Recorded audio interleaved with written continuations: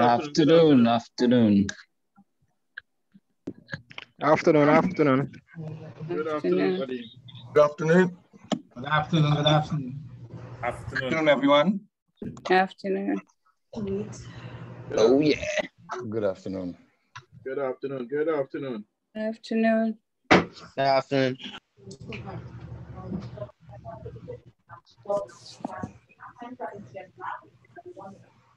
Afternoon.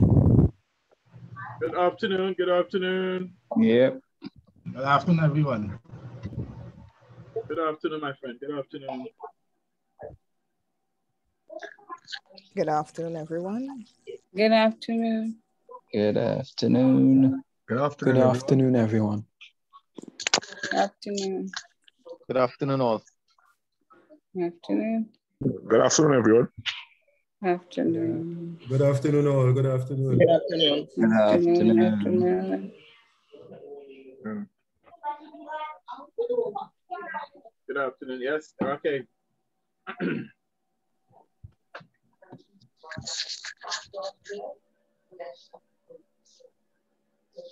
Okay, we will start in another 2 minutes. Thank you for your patience, everybody. Welcome. We'll start another 2 minutes.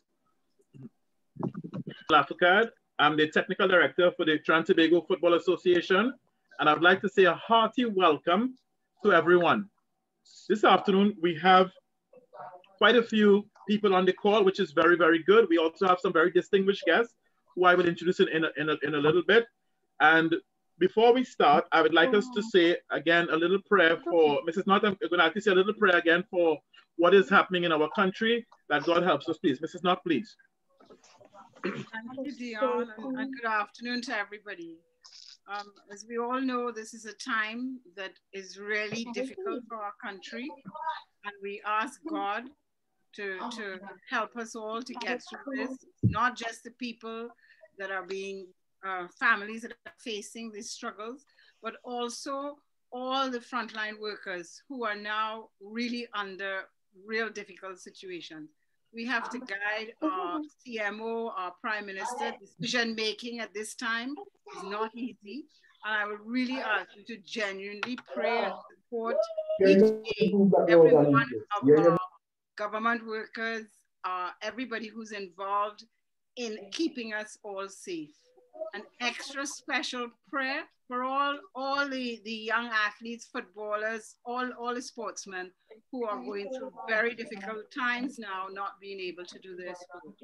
And so we ask God to really give us the strength to get through this difficult period in our lives. In Jesus' name we pray, amen. Amen. Amen. Amen. Amen. Thank you very much, Mrs. Knott. And then, without any further ado, I would like to introduce Mrs. Judy Daniel, who is part of the FIFA Trinidad Normalization Committee. Ms. Judy Daniel, can you bring a few words on behalf of the Normalization Committee for me, please? Yes, thank you, everyone. I'm very, very happy to be here, be part of this series. I participated in a couple before this one, and I want to compliment Dion for such a wonderful work. He has really excited so many of us to be part of this activity. The topic today is of particular interest. We were talking about it before, and it's going to resonate in all areas of your life. It's not only limited to football. So I want to thank you and wish you all the best for the future in these seminars and for a successful seminar today. Thank you. Thank you very much, Judy. And Thank just you. to recognize, Mr. Nicholas Gomez is also on the call. Mr. Gomez, thank you very much, and being another representative from the Normalization Committee who has graced us with your presence. Before I introduce you, Thank you. you're most welcome. And before I introduce the featured speaker, we have a very special guest again in Mr. Carlos Edwards, who represented Trinidad and Tobago at the 2006 World Cup very, very proudly, and very, very, did a fantastic job. He obviously played for quite a few Premiership clubs, and he also resides in England. And Carlos, we want to thank you very much for taking the time out to come and just grace us with your presence and to give a few opening remarks. Carlos, welcome. Yeah, Well, I think it was long overdue, Dion. To everyone, pleasure to be on board right now. You know, it's known Dion for such a long time, and hopefully, you know, long may it continue. And it's just an honor to actually be here today to, you know, may whatever it be, to help in whatever direction we want to go, which is the right direction. And I'm here regardless of the outcomes, the ups and downs. I'm always going to be 100% committed to Trinidad and Tobago sport, not just football, as you know, we rectified that earlier. So here am I today to a start of a bright future. Thank you very much, Carlos, and very, very wise words. And without any further ado, I'd like to welcome our instructor today, Coach Peter Augustine from the English FA Football Association. Coach Peter, welcome. Please have the floor. Thank you, Dion, and thank you so much for allowing me to speak today. I'm going to say I feel very humbled because I'm in such esteemed company. Trinidad and Tobago are a footballing powerhouse in the Caribbean, as far as I'm concerned. When you look at the players who've come from the island, you look and it's a who's who of top international players. And I think, I'm just gonna say that when I saw Carlos come on the call, I thought, oh my gosh, I've got real problems here today.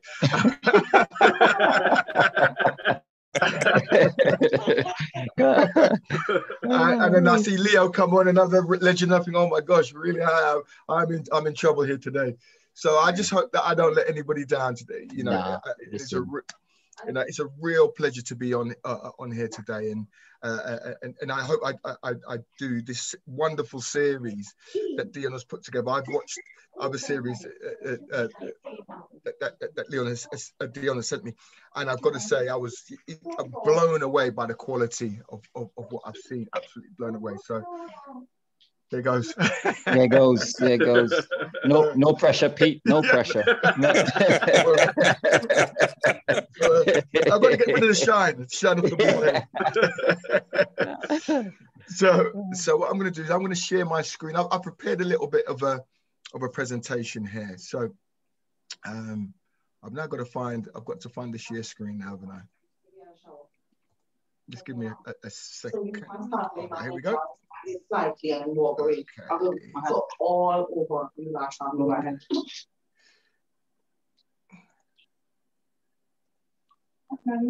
Okay, let's go. Right, so.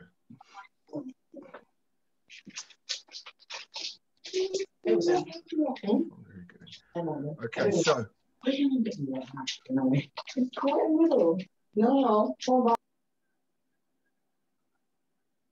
I wonder why this is not.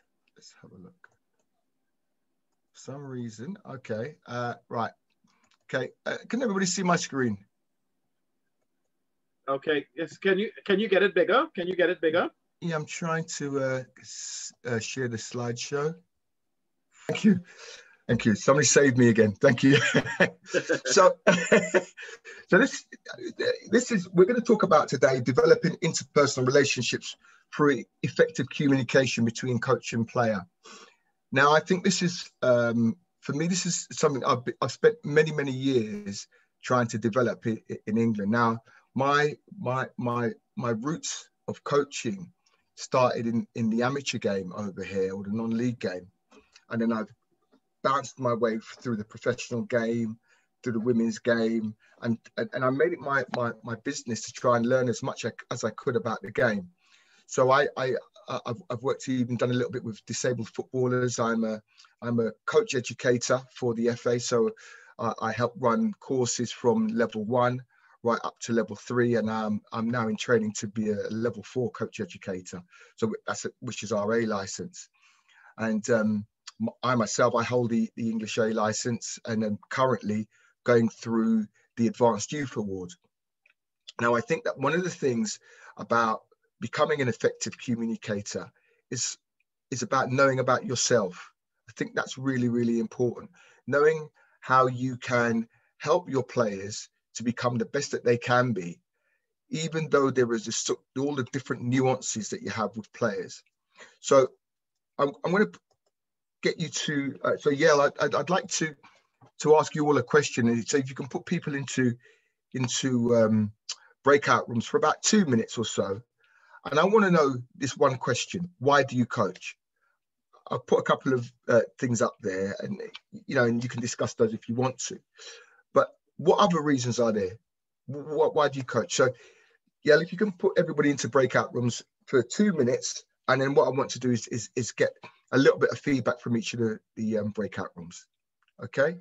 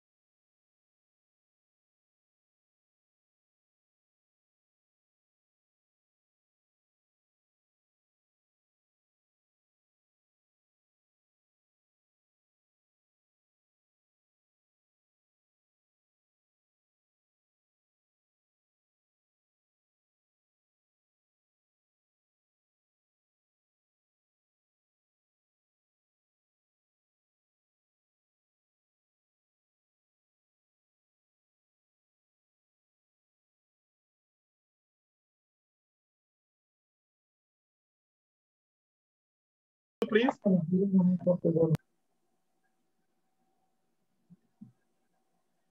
Can somebody from breakout room, please? Breakout room 2. Don't be scared, guys. Yeah. Okay, breakout room 3. Breakout room 3.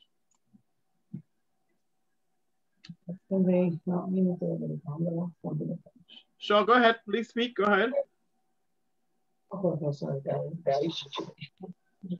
right, pleasant good day to each and everyone.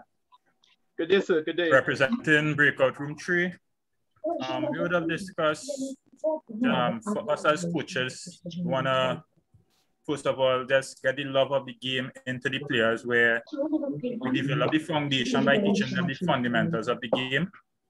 Another coach would have said he would have reached a high level playing professionally, and he wants his players also to aspire to that and even reach further. So that was the contribution from the group.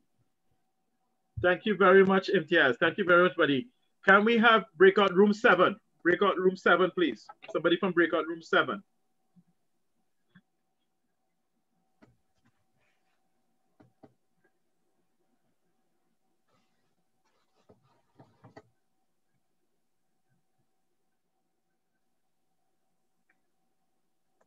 Hi.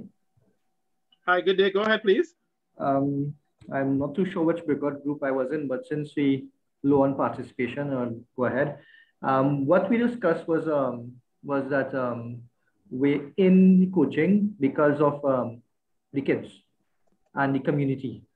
In terms of showing the kids that there's life outside academics, showing the kids that that they are building blocks of the community. In the Santa Cruz environment that we come from, there are several groups that develop because kids hang within their own area. So we're trying to bring the different areas together, build that camaraderie within the community through the kids, using the kids as a building block. Another issue that we spoke about is the general development of kids in terms of in terms of sportsmanship, leadership, group dynamics, which you don't really get in a classroom or the school, and different kids from different backgrounds, social backgrounds, economic backgrounds, coming together, respecting, working, and loving each other, working with each other. So that is what some of the members said about coaching in our group. Okay, and I'll take one more room. What about room 10?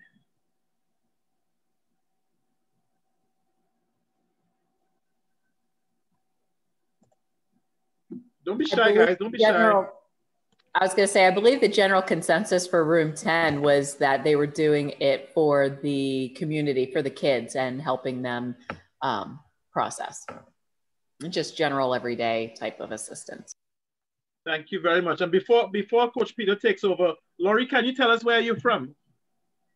I'm from Harrisburg, Pennsylvania. Oh, welcome. So we have Pennsylvania in the house. Thank you very much, Laurie, for attending. We're glad to have you. Thank you. No problem. Peter, go ahead, please. Yeah.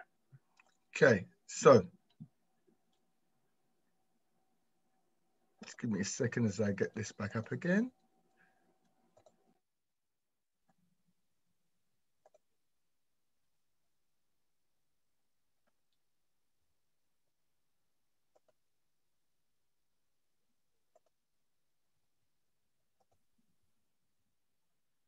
Okay, so we had one of the things I wrote 3 things here: to win, to improve players, and to tell everyone you're the next Pep Guardiola. Now we nobody mentioned winning, but everybody mentioned about this idea of improving players or to improve the game or opportunities to play, which is fantastic. And nobody mentioned that they wanted to be the next Pep Guardiola, which, to be quite honest, if somebody did say that, would I say that that was wrong? I don't know if I would, because Pep Guardiola has got some wonderful qualities. And if you look at the things that he's done with all the teams that he's worked with, he's won everything, hasn't he? However, if you listen to him talk, he often talks about this idea of the team being more important than just, say, for example, what the glory of winning stuff. It's also about the team, the individuals. You know, you hear how he talks about an individual who may be having a little bit of a tough time, how he supports them. And I think that's really important when we think about how we start to develop those bonds that we have between ourselves and our players.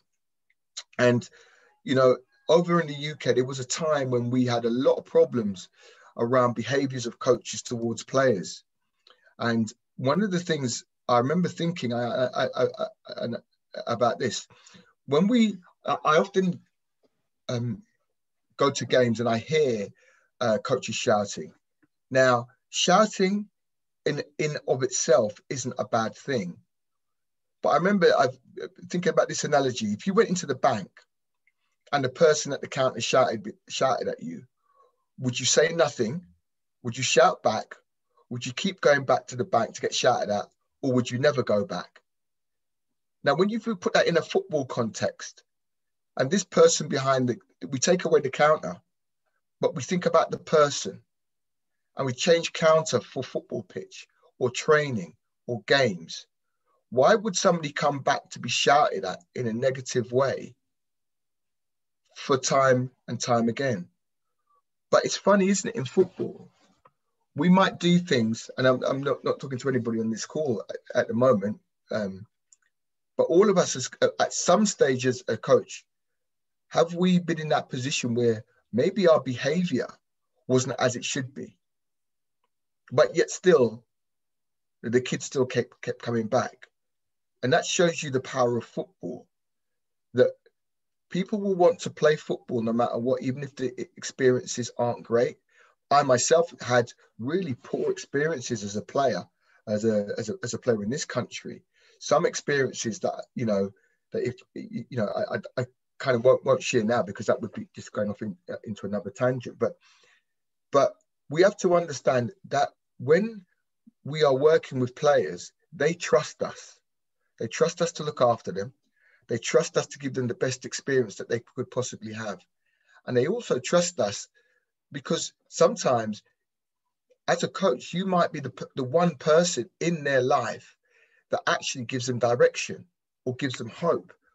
Because if you think about football, football as it's one of those great sports that gives people that opportunity to dream, to be able to say, you know what, I can make it. I can do something with my life. I can, you know, and as we've heard here, we talk about the community. Sometimes a football club can be at the heart of that community. And being part of that community, we have to think about, well, actually, if we are at the heart of the community, how important are we in that community? How important is it for us to start to think about the role that we play in the child's life? So here's something that I think is important that we consider. Football would happen even if we weren't there as coaches. It would still happen.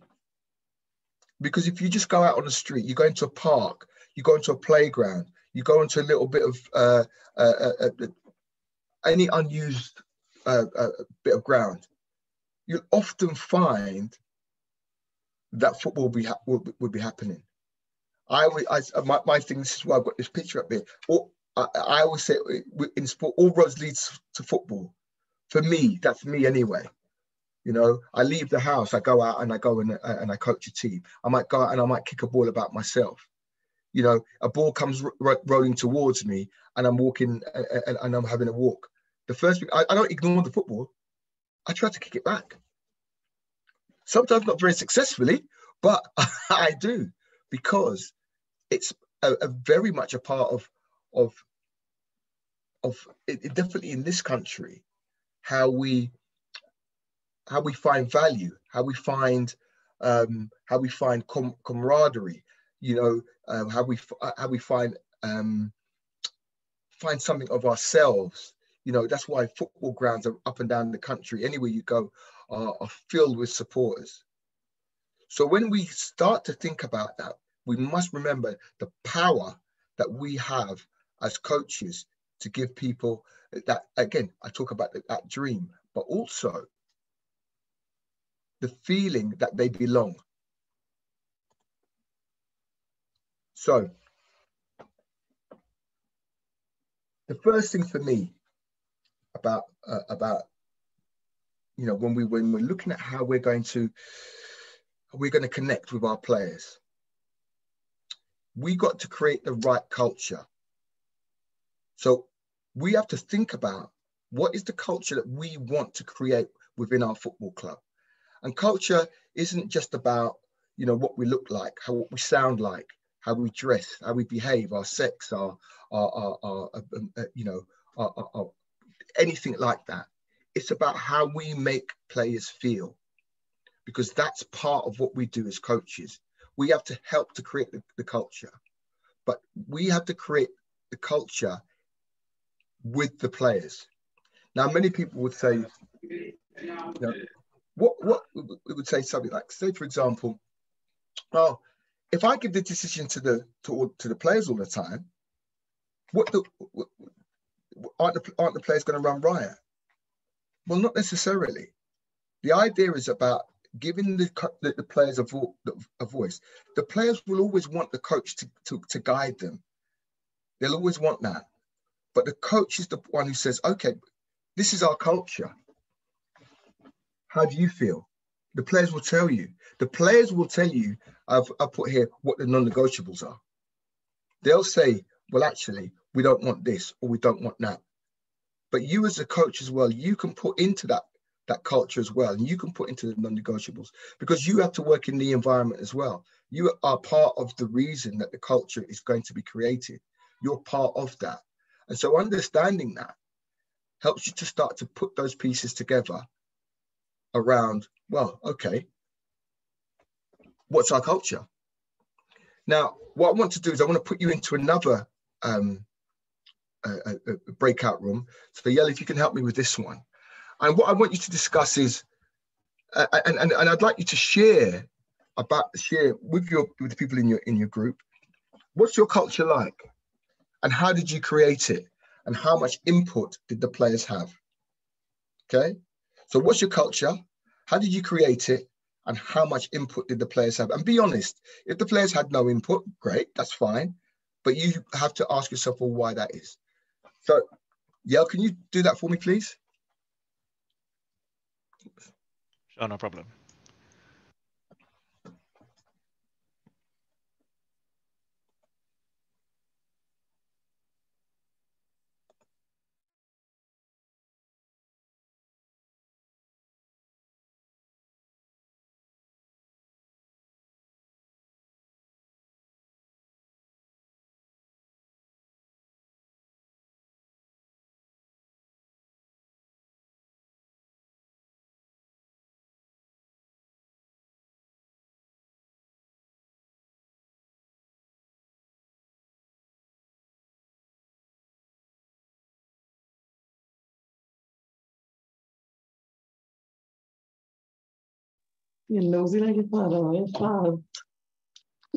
Yeah, okay, Dion. So can we get some feedback? Okay, cool. So everybody's back. Okay, welcome back, everybody. Before we do this thing, guys, I'll ask you, when we put you into a breakout room, please don't come back out, please. All right, so please stay in your breakout rooms, right? And I know it's meeting new people, and so let's make that opportunity also to meet new people. And I know some coaches you may be not familiar with. We have people here, as we just heard, from America, from different some different Caribbean islands. So let's make use of that, please. All right, it's everybody's in. That's what it's called. So please, can we have somebody from breakout room 1, please? Hi, yes, good afternoon. Bernard Alum from Tobago here, representing room 1. Hi, Tobago. Yes, what we found actually is that for a number of us, because of the how we got into coaching, or some of us would have gotten in for different reasons, but basically we think that actually thinking and setting a culture for the club is something that we actually overlook quite a lot. As I said, some of us into coaching, you know, just by the way, your child is involved, so you get involved, you know, that kind of thing. So that thinking on that type of level in terms of setting a culture for the club, sometimes it goes above our head, actually, you know, if you understand what I mean. Thank you, Coach Bernard. Coach Pete, would you like me to continue, or you would like to answer one time? Or would you like me to do all the rooms, the couple rooms first? Let's do the rooms. Actually, I'll tell you what, Bernard, if you don't mind, I'd like to answer that one for you around how you know, setting up your culture. I think first of all, I think for any club, for any organization that sets up a culture, and you want things to be running a certain way, the people who are part of that have to have some input. And you've got to think to yourself, well, actually, if we know that this is the parameters that we work within, now those parameters could be as wide or as small as you like. But the idea, you must have a framework. I think that's so important, because once you have that framework, once people go outside of that framework, your job is to go either leave them out there or bring them back in, depending on who they are. Now, if you have no framework at all, what happens is people just run all over the place. And it's like trying to catch water. You can't, without a vessel, you can't do it. So having that idea about, you know, your culture, sometimes it's a case of just something really simple. I remember somebody once asked me about what's your philosophy? What's your philosophy around coaching? Which leads to which helps me to build my culture in any club that I go to. And I said, it's one word, it's change. Because if the game changes, I have to change. If my players change, I have to change. If my players are different, I have to change. Now, within that, some of the players who come to me, they have to change as well. They may have to change because some of their behaviors may not be concurrent with what the values in the club that I'm in are. So I've got to say, well, actually, that sort of behavior that you have, that's not acceptable here. If you want to come into this club, you must obey to certain rules. and then you go from there. So it's a two-way street. So it's something it doesn't have to be anything too heavy. It doesn't have to be too long-winded. It just has to be something that you kind of just think, okay, if I want us to be the best that we can be, how do I do that? Because if you think about it, we have a culture, no matter where we are. There's a culture on the island of Trinidad and Tobago. There's a culture in England. There's certain things that we do and there's certain things that we don't do. But we all know that. Yep. Okay, thank you very much. And yep. Can we have room 3? I'm going to go with room 3 again. Room 3, please.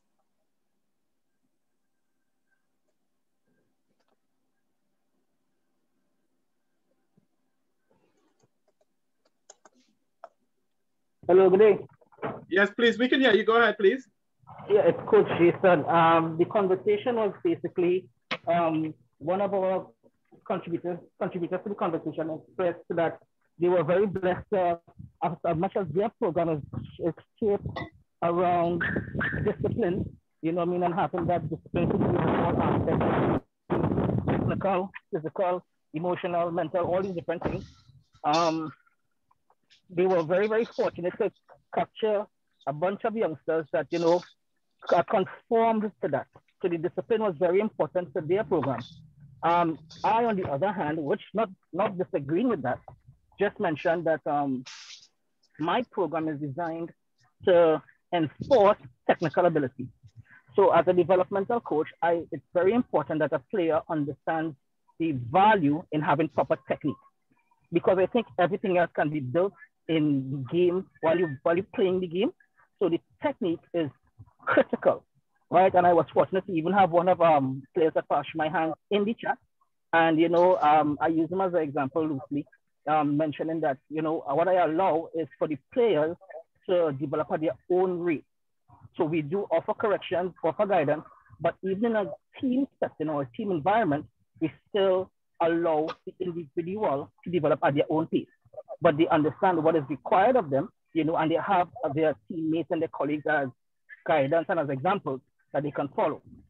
You know, so the technical part of the thing is critical in my program. That's cool. That's, you know, again, that's one of those things where you know, if you as if that's your culture, great, fantastic. If the players buy into it, brilliant. Because now what you're looking at is the players feel that they have they've got part of their learning.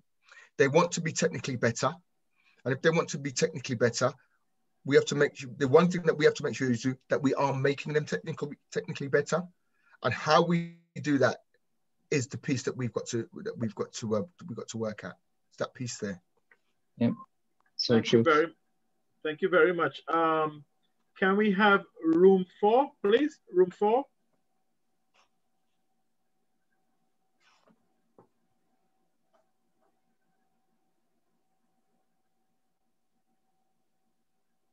Somebody from room 4, please.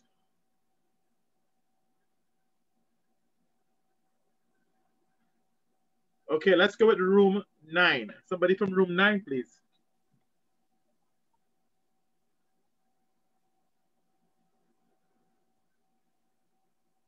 Dion, hold on. I was in room 4. All right, sorry, go ahead, Leo. We'll come back to room 9. So go ahead, room 4. Go ahead, Leo Leonson. Yeah, one of the coaches, I think, got from Sky, and I also agreed that I was at Double Connection at the time, and we kind of created a culture for the kids because we noticed that everybody come from a different background, some from Point, some from here, some from Vancouver, and we had to kind of create a culture for them, and then they fall into the culture. So we couldn't just leave them to say, okay, they need to be disciplined, or they need to be like, even up to the dress code, we had to change, you know. So when we come to games, we dress in a certain way. If you're in the senior team, you come with a shirt and tie, and you behave a certain way, and we have to kind of create a culture for them, and then they have to fall into the culture. And as the coach say, if they fall out of the culture, then we bring them back in, but they might have some little issues to sort out first. So true. Pete, could I just chip in on something? Yes, please. Yeah. Well, I base, obviously, my short coaching career, I base my my culture on discipline and respect. And when I say that, is sometimes, and I've done it before, we make excuses. And when I say respect, it's like turning up on time for coach games, training, whatever it is, because we have a tendency, and I think it's human nature, we always make excuses. And there is always going to be maybe a traffic, you might get it might have an accident, you might be late. And we need to eradicate those excuses and just simply say, you know what, I'm late, I apologize, sorry, it won't happen again.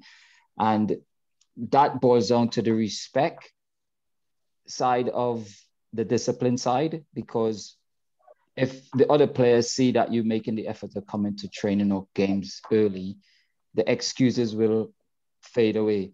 And we won't be making excuses for turning up for late for a game, for an event or certain things like that. If you're late, you're late. It doesn't matter what's the excuse, because eventually those one excuse will lead into 2, 3, 4, 5, and eventually you run out of an excuse. So I base my culture on have a bit of discipline, because if your rest of teammates could arrive for a venue on time, you can make the effort to arrive the same time they arrive in. So everything is in a nutshell. Everything is based on just everyone just moving in the right direction. And as Leonson said, hopefully we can just go, all right, everyone, we move together, we go together, we stay together, things like that. So there are things in place that, we could, put into proportion to take the next level. So I base my culture on that. That's brilliant. I mean, and the thing about it is, Carlos, your culture is kind of it's a personal thing between you and your players, isn't it? Yeah, of course. And as you say that, Pete, you know what? I have a laugh with them when it comes to that. And I'll be like, what? I test them, right? I test them because yes, the boys, and they come like a couple of minutes late for the start of the session, and I'll ask them straight away with a straight face, even though I'm not that serious. I'll be like, "Why are you late for my session?" And they'll be like, they're ready to make an excuse, but because they know my culture now, they will say, "Coach, sorry." That's it, and we have a laugh after that because, and I know it's not their fault because they have to rely on their parents to. But what I say to them is that, listen, because you guys are so eager to come to training and to games, you got to give your mom and dad a kick up the butt to say, Dad, I don't want to be late. All right, Carlos don't like us to be late. Let's leave. If the journey's an hour, let's leave a half an hour more. So give yourself that extra time. If you're an hour early for the game, so be it.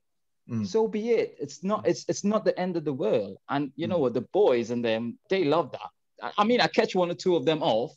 So every time they make an excuse, they got to do 5 press-ups. That's the rules. So but you do catch one of them off, and it's a good culture that I'm teaching them to have, and you can see that they're taking it in strides and they're learning from it. So yeah, and that's brilliant, because I think this is the thing is. One of the things I would say about any like being on this call is so many coaches from Trinidad and either based in Trinidad or based outside of Trinidad. The important thing is to share these experiences because they are so important. I mean, I went out to Portugal. I got there quite regular. Leonson will know this, is that in Portugal, one of the things I noticed, which amazed me the first time I went down there to do some coaching, was the way that the coaches shared stuff amongst different clubs. I was amazed, but what it was, one of the reasons they shared it, because they talk about in Portugal the peacock, the Portuguese peacock, that very proud kind of nation. I said to a guy, I was working at Benfica for a little bit. I said, why are you telling these guys in the same league as you? Why are you telling them that stuff? He goes, well, they're Benfica, they're not better than us. They can't do anything with this information. That's what they said. I had a terrible Portuguese accent. But it was that thing that shit. And then, so if you look at Portugal, for a country with such a small population, there's Portuguese players all over the world. You keep thinking, how do they keep producing these top quality players? And that's because there's this culture of sharing. So each one club share with another club. They use that. But each club has their own culture, has their own way of doing stuff. So if you go to Braga, it's different in Braga. If you go to Lisbon, it's different in Lisbon. If you go to Coimbra, it's different there. Yeah. All those places, and I think those are the things that when we start to think about how not only what we do now, but what we did before, because that's important as well. I mean, I remember my first proper managerial job. And I'll tell this story. It's a terrible story. I'm going to tell you. There's no swearing in it, though, but it's a terrible story. And it kind of shows where I came from. So I said, my culture was this. I'm the governor. You do as I tell you. When we turn up an hour and a half before the game. We're, as one of the early contributors talked about, said you turn up with your tie, your shirt, your shoes, and blah, blah, blah. So anyway, one of the things we did after every game, no matter win, lose or draw, we warmed down together. One of the guys decided, we played in this game and we were 2-0. I think I was telling the story just before we came on here. And then one of the guys, I said to him, we're 2-1 up. We hadn't won for something like 5 games, and we're in the position we're about to win the game. So I said to the centre man, just clear the ball. Just don't mess about. Yeah. He decides he wants to play out. So he plays out, he loses the ball, bam, 2-2. I said to him, all right, no problem. You made a mistake. That's one of those things you learn from that. Anyway, he gets the ball again. We're in 88th minute. Now we're in minute 91. Anyway, he gets the ball again. I think, he's just going to knock it into the corner because that's what he's tried to dribble it again. 3-2. We lose the game. So I'm fuming. Steam is coming out of my ears, but I have to try and hold it down. Yeah. Okay. Because the thing as I say to the players, if you make a mistake, just learn from it. Again, a culture thing. So anyway, we go out, cut long story short, players go in, say, come out, do your warm-up. This guy decides not to come out to do the warm-up. So now I've reached the end of my tether because the code has been broken. So I said, go in, try to get him out. He doesn't want to know. All of a sudden, a scuffle ensues. Local press see it. Big problems. Yeah. Anyway, what I learned from that was this, is that no matter what, I have to make sure that I keep my discipline to show the other players. Now, the thing was, this player had gone outside of the culture and was not prepared to come back inside the culture. At that point, that's when we say, you're not coming back in. Yeah. Because we've all agreed, everybody, the players, everybody's agreed that what we're going to do is we're going to warm down after a game, win, lose or draw. So it goes back to my original point about this idea of our culture and the cultures that we set are different in each setting that we go to. So Carlos, as you know, you'll have gone to different clubs and the culture will have been different. It's different. Yeah, it's so true. And so it's the same thing again. So I think it's really important that we understand that piece around how we share the values that we have in the clubs that we're in. The culture in this country is totally different, say, to the culture in Trinidad and Tobago or in Scotland. Even in Scotland, if you look at football in England, football in Scotland, totally different. Yeah, from a point of view, the way that people behave. Same again, Ireland, Wales, it's different. Why that is, I don't know, but it just is. But then you go from club to club to club. Why are Manchester United so successful year in, year out? Why Manchester City now successful? Would that carry on if Pep Guardiola left? We don't know. It's all those things. So I'm just going to share my screen again. Go on, Carlos. You going to say something? No. You go on. I'm stumped now. What I want to say, Coach, is that I was really surprised with his sharing as well, because even after a season, the coaches will come together, they will call each other, and they'll try to find the players they want by asking each other which player they think that they should get. Although they're competing against each other, they still contact each other and try to get a right player. So it says, So is Lewis good? How is he? Is he a good professional? Does he train hard? So they always communicate with each other. So I just wanted to say that because on your communication point, that is Portugal. That is sharing, that is knowing, and that is kind of keeping everything tight within each other. And Leo, when you saw that, did you find that strange to start off with? Oh yeah, real strange, because you're not going to ask another coach about another player. You're just going to try to find that player. In our culture, you want a player, you just go behind a coach back and try to get him. Yes. But they're doing the opposite. They actually telling the coach that, hey, how is this player? I want to get this player. How much more years he has, when he's really going to finish and stuff like that. So it's totally different from the culture I came from. Yeah. And it shocked me when I was out there, because I was going, what? I was, I was just confused all the time every time I saw it. But again, it's this piece around you as a coach, by understanding, I think, that what the those coaches, how do you make best use of it? And that's what they do out there. They make the best use of that culture that they've created. So when we start to look at, and I'm kind of going to go and touch on the football side. I've got a couple of little videos I'm going to show towards the end of this presentation. Now, what I will say is a couple of things. First of all, when we're looking at, there's a really fine balance, and that balance is around how do we develop players and how do we get performance. Now, the thing about it is that when we start with the very youngest players, so we're starting with those under 5, under 6, and then we got up to that age group, that up to 15, I would say, we're looking at how we develop those players. Now, we're developing them because eventually we want them, we know they're going to go into or we hope that they're going to go into a performance environment. Now, if we're talking about, say, for example, players who are going to go into national teams, et cetera, they'll be identified quite early. And when they're identified, is how do we keep those players on that track to become good players or to become international, say, for example? Because each player is an individual. And we have to understand where we want to get them to. Now, that can be from the smallest things.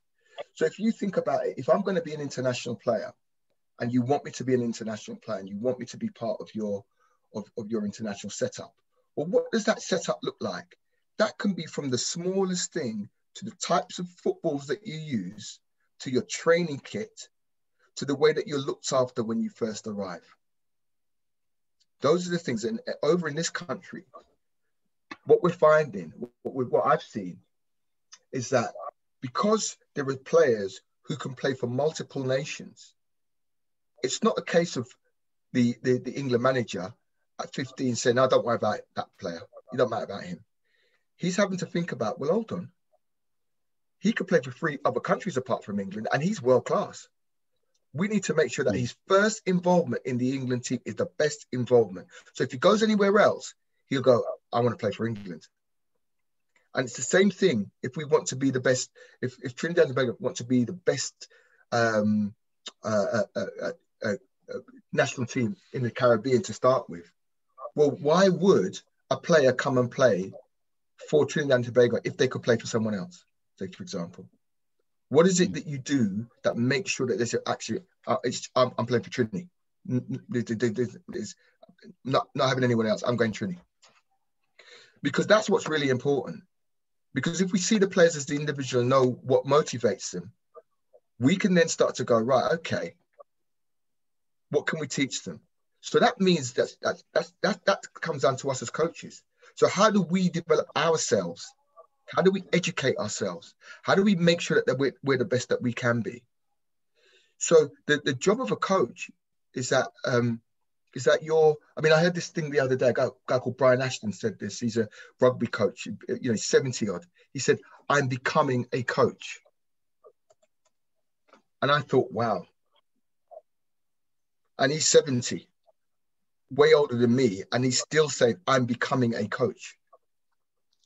So I then thought to myself, well, I must be a spring chicken then. I must be. I should start it now.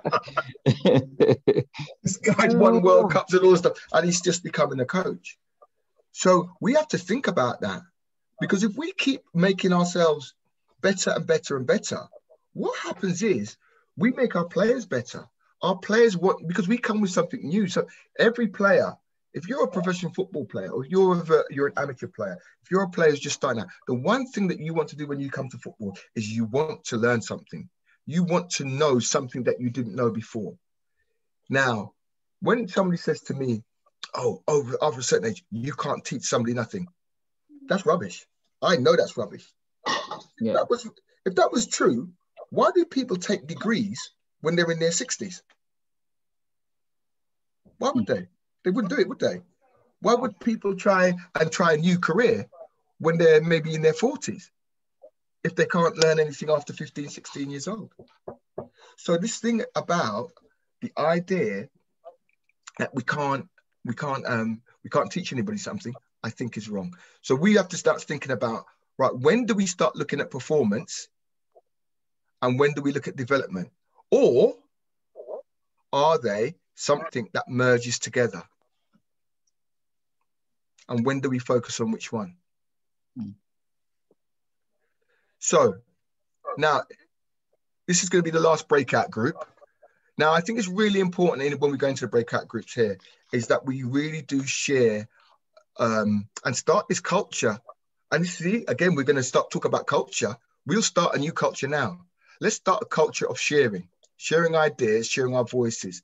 And I know we've only got that 2 minutes, but I think it's something that we should now start to think about. Well, actually, how do we, as an island now, start to think about, let's create a culture that makes us second to none. So what I'm going to ask you to do is this one thing. What skills do you think you possess as a coach? Okay. So Yao, can you set up the rooms for me, please?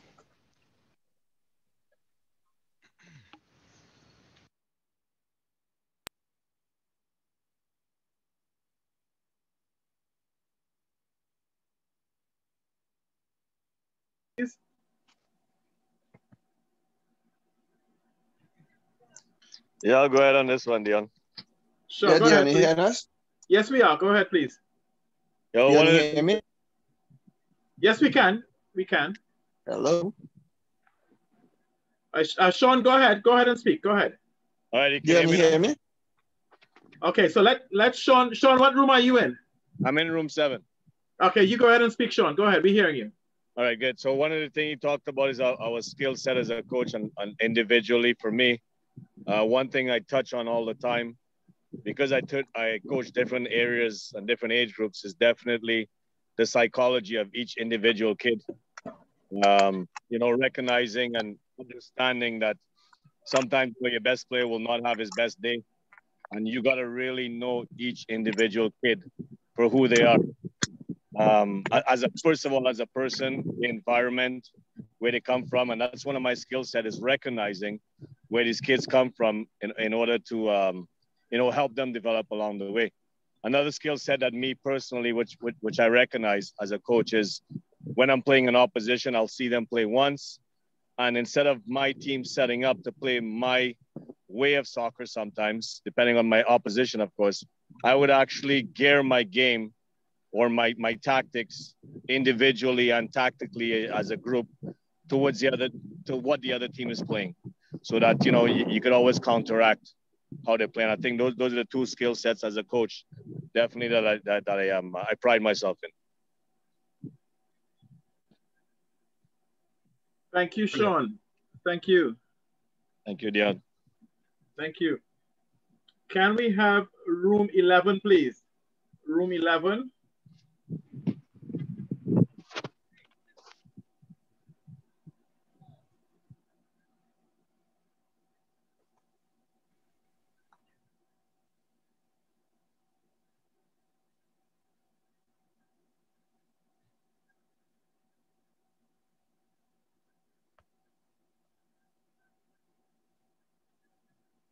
Is there anyone, please? Room 11. Okay, what about room 5? Let's have someone from room 5, please. Everyone left the building, Dion? It looks like that. So room 5, guys, don't be shy. Don't be shy, please. Well, we welcome your comment, please. Room 5, Marvin, are you speaking? Marlon, are you speaking? Yeah, Marlon Phillip, room 5. Hi, Marlon, go ahead, buddy. In terms of the question was what each coach thought he brought to the table as his strength in coaching, and I think a lot of people taking it kind of out of context. What I had discussed with Ryan earlier in room 5 is that I thought I brought my educational background in terms of educating myself more about the game and knowing towards each other in terms of. Okay, sorry, we just missed a little bit again. Just say a little bit again, Marlon, because we just missed. We had a little interference. Can you just say again, please? Well, based on the discussion, a lot of people having a little misinterpretation in terms of what are their strengths, what they think are their strengths that they bring towards coaching. But as I said, as it was discussed in our group, I thought, well, what are my strengths is my education in the game, always trying to go forward to learn better techniques and stuff to teach the charges so you'll be better equipped to help them move forward in the game. Okay, thank you very much. Thank you very much, Marlon. Can we have room 2, please? Yes, Ronald Duke, Tobago, room 2. Well, all coaches have shared. We had about like 4. Sorry, coach, just speak a little bit louder, please. Just speak a little bit louder, please. Okay. All coaches have shared. We would have indicated, 4 of our coaches have indicated something. One coach said that enjoyment is a critical factor. He likes to teach, coach in a way that where the players enjoy what they're doing all the time. And a lot of our coaches said that being a good communicator, being a good educator, and a good motivator were the things he liked to do most as a coach. Another one, we would have said that coaching players in a situation where you're training their football intelligence is a key factor. And by football intelligence, we're talking about understanding the situation in which you are, and having understood the situation, making decisions, hopefully making the correct decisions, looking at the timing, understanding the execution, those kinds of things, what our coaches would have said. And then in terms of like, so coaches feel that breaking this session into clearly identified different areas that allow our players to follow is a critical part of our coaching. Thank you very much, Coach Ronald. Can we have room 11, please? Room 11.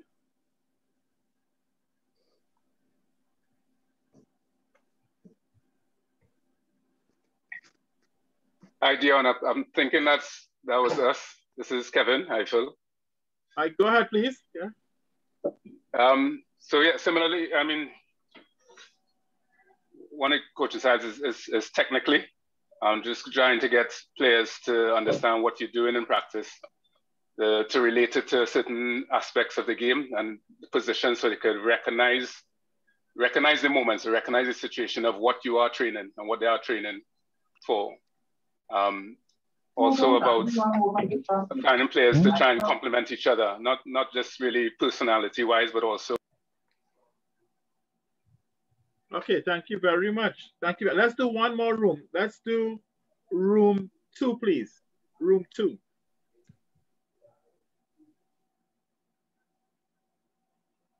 Who has just presented, Dion?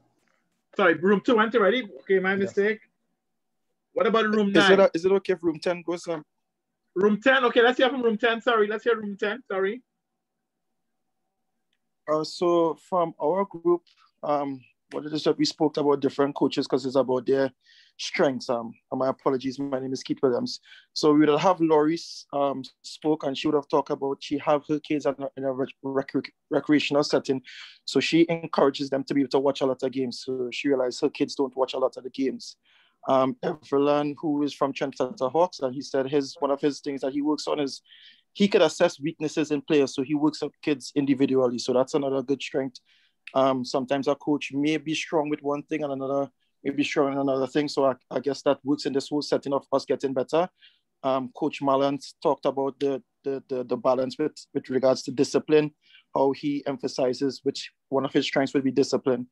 And with myself, what I said, mine is being able to look at things from a tactical point of view, which one of the coaches spoke about in terms of him analyzing teams and changing the style of play. So all of these things I really, really like in terms of we getting different ideas from different coaches and what we can use for us to be able to get better, because definitely with the concept of what we're doing everybody in. So I definitely appreciate the whole concept and the aspects that we're looking into different things. And we should encourage more coaches to be able to talk and give a lot of more feedback. So that's the only way you're going to be able to grow and develop. Thanks. Thank you very much, Keith. I'll turn it over to you, Coach Peter.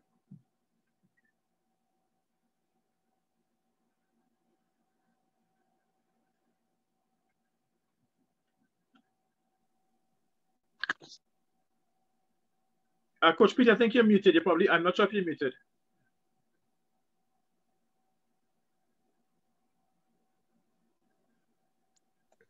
Oh, I'm back. Yes, yeah. We're kind of coming to the end of my presentation bit, which some of you might be quite thankful for, because you'll be thinking to yourself, it's time to get some lunch. Want to get some food. So listen. So here we go. So I hope everybody can see this. So the skill of the coach for me is to know when you're needed, because there are times when we just let the players play and we can go, right, okay, I'm just going to let that go. And sometimes you look at a mistake and you go, oh, that's a mistake, and the tendency is to go in straight away. But what about if the player can self-correct? We might have to leave room for that. And that's what's really important. I remember once going to work with a coach. I was assessing him for one of his awards, and he was working with some very young kids, 5 or 6. And I said to him, one of the things I said to him is, you have to know when you're needed. So he went in and the kids were playing. And then all of a sudden the session started to fall apart. And I looked at him and he looked at me. Then I looked at him and I said, aren't you going to do something? He goes, well, they haven't told me that they need me. I said, they're 6. How are they going to know? So I said, you have to know. That's your job. Your job is to know that. So that was a skill that he needed. It was a good coach, don't get me wrong, but that was a skill that he needed to know. He needed to know when he was needed. You know, we talked earlier about trust. Trust is a massive thing. If the players, what's that saying? And nobody knows what you know unless they know that you care. And that's really important. That players feel that they can trust you, and that sometimes that trust is they'll trust you with anything. You know, players will trust you with anything. They'll trust you sometimes with their most intimate thoughts, because they feel that they can trust you. When you get to that stage, that's when you start to become more than a coach. When you start to become a counselor, you start to and all these hats that you have to wear. That you and sometimes you're not ready for that. But that's fine as well. But you'll start to realize as you go through your journey that actually that just comes with the territory.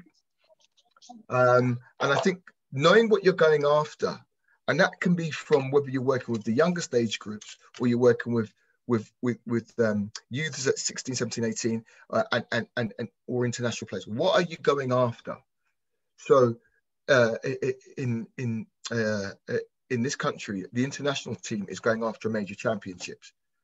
But if you know that's the big piece, what are the pieces that make that happen? Because if you think about it, you know, in the quarterfinals of any major championships, there are only 8 spaces.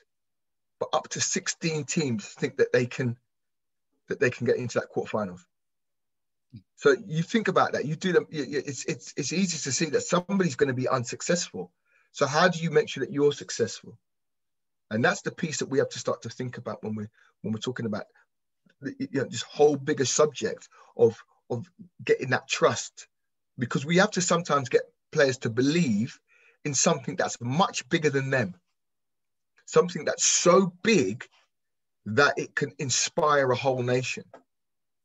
And to be able to get to that space, we might be starting that work with the youngest players in our country, who are 5 and 6 years old, who in 10, and you think about it, 5 and 6 years old, 10 years time, people are looking at you as possibly the next best thing. That's only 10 years. So what are we going to do with that player in that 10 years? And that doesn't matter what, we're talking about the female game, we're talking about the male game. It doesn't matter. What it matters is if we're going down that road, one of the things that we're looking for is to get players to international level. And I think that the biggest piece for me with all this is, as a coach, is to educate yourself. That is something that you never get to the stage where you know it all. The moment you think you do, you step out of your comfort zone, you'll find out how little you know. And I've seen that myself, where I think, oh yeah, I'm a big coach, I'm an English, I'm this guy. And I go to one seminar and I go, oh my gosh, I go back to the beginning again, because I just didn't know any of this stuff. But what it teaches me is actually I need to be a better learner. So I think we've been there. So these are some of the things we have to think about here as well, is what helps players. And I've put a few things up there. I won't read them all out. But I think the big one for me is this thing about enjoyment of training and matches.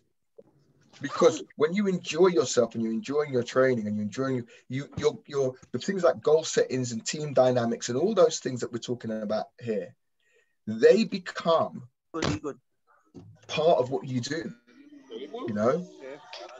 When we talk about the hindrance of players, what is unfair criticism, poor training and playing facilities. Now sometimes we can't affect the training facilities, but if we've got enjoyment and goal setting, the poor training facilities just become something that we have to deal with. But if we don't have these things here on the left, the team dynamics, the goal setting, the enjoyment of training, this building of self-esteem, that optimism, if we don't have that, that becomes another problem. So we then take that and we add that to the list of things that hinder players.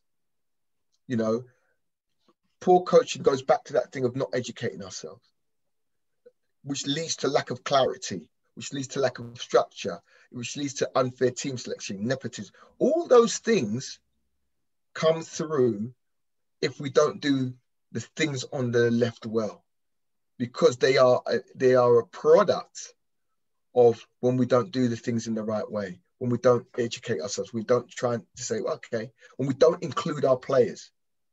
So if you took all of those things, unfair criticism, poor coach, and you just had,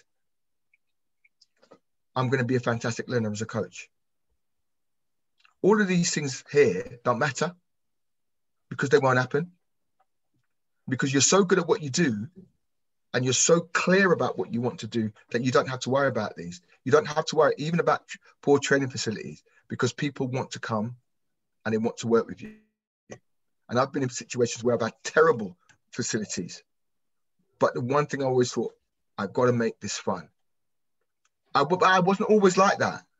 I didn't always think that.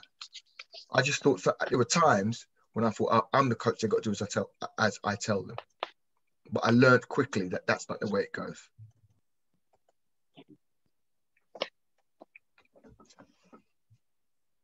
So, something to think about here, about your environment. First of all, what can you do to make it better? And these are questions that you can take away. We've already answered, some of you have already answered what is the culture in your team. So that's great. So you know the culture in your team. Everybody in this call, I think, knows the culture in those teams. And even those of you who don't, you kind of go into that stage, well, actually, I need to think about that. But then this bit here, who built that culture? Was it you? Was it the players? Did the players have anything to do with it? Is there people outside who interfere into your culture? How do you stop those people from interfering? One of the things that we hear, and me and Dion have spoken about this before, haven't we, Dion, about parents. And we talk about this idea of, you know, that parents are almost seen as like a,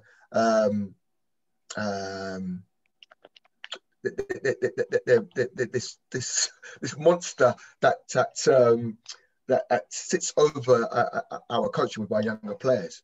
But actually, if we included our parents and said, well, this is what we're doing and this is why we're doing it. And what we need from you is we need you to understand this is why we're doing it. They then feel part of that whole bigger picture that we now have. So we now have more, if you like, more soldiers in our army to help us to be the best that we can be. So Coach, I think that's not for parents good enough, you know. I don't think not for parents good enough. yeah, sometimes, because sometimes all you need the parent to do is to understand. That's all. You know, we just want them to understand. I used to do this with parents, and I still do it now with parents when I'm coaching the junior team.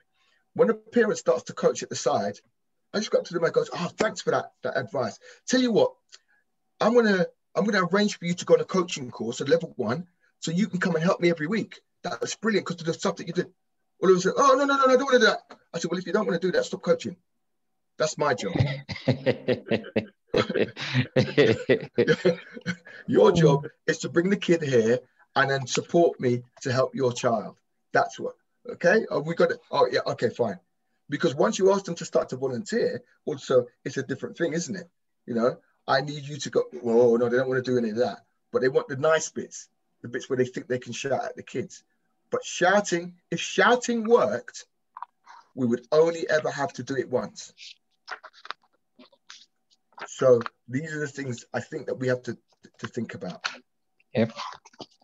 Can you say that again? Say that again, Coach Peter. If shouting works. If shouting works, we'd only ever have to do it once. Now. Wow, Coach, that's brilliant. That's brilliant. Thank you. I'll take that away. But what I'm going to do is I'm going to finish up with a couple of little videos here that I've got, and again, you know, you might have to forgive the quality if they're not brilliant. But one of the things we talked a lot about in this country for a long time was allowing the players to fail. But there's this saying that says, if you spell the word fail, it's first attempt in learning. Okay, so here's I'm going to start this video. Can you see that video? Is it playing? Yes, we can. It's not playing as yet, but we can. Okay. Go for it. Go.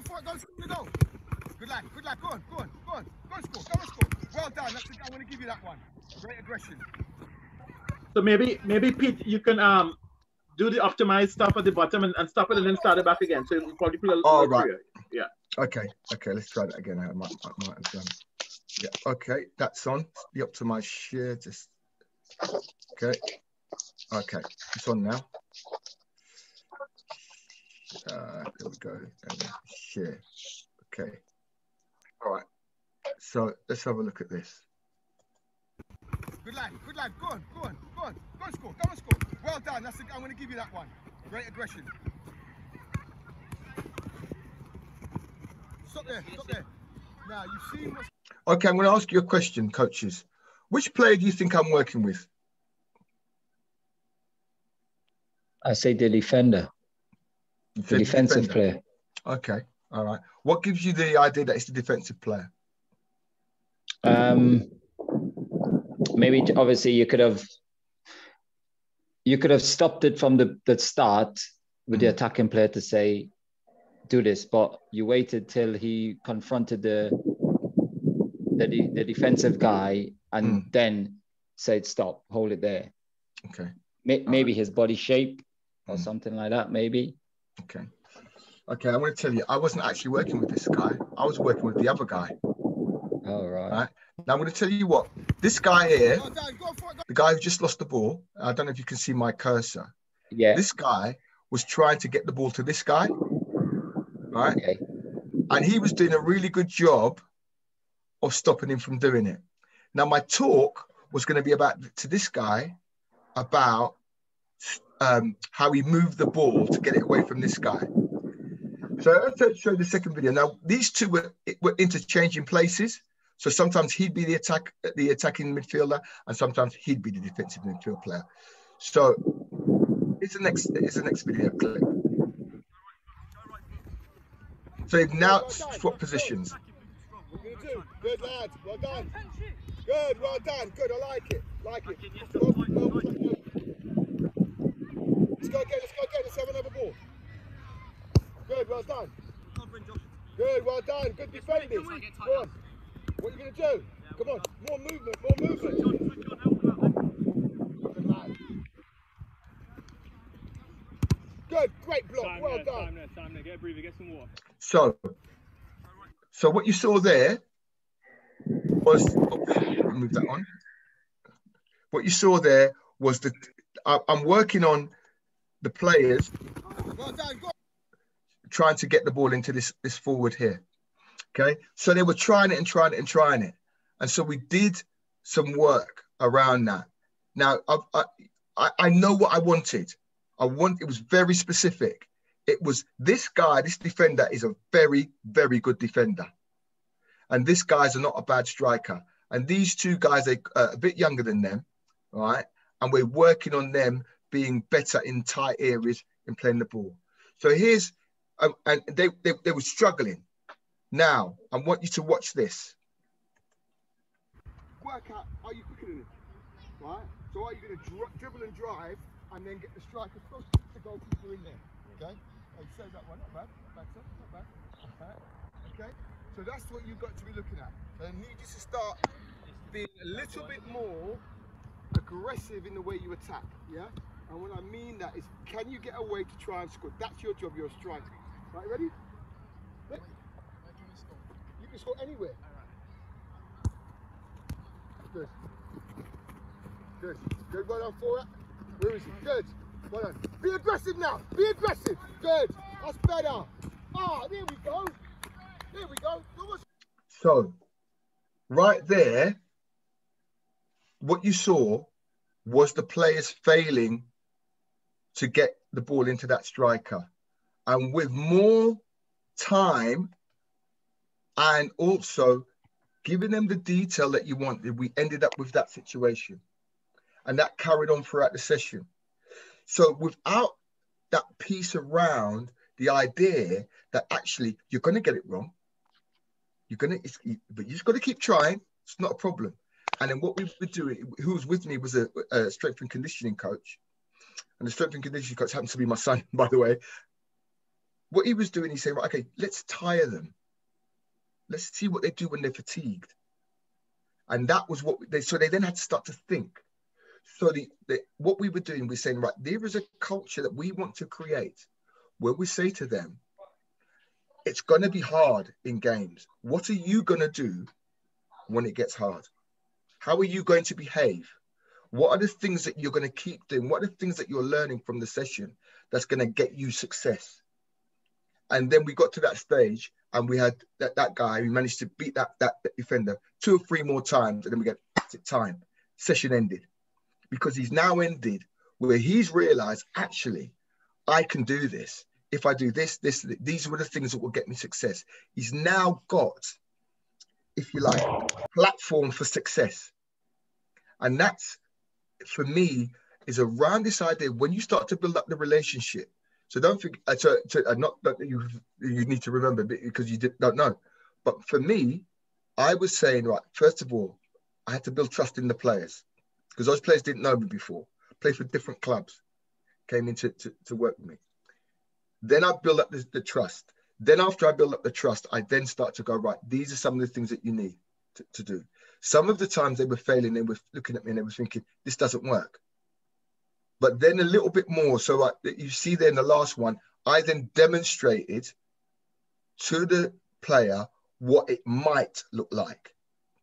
Not that it's going to look exact, but this is what it might look like. So then we talk about shouting.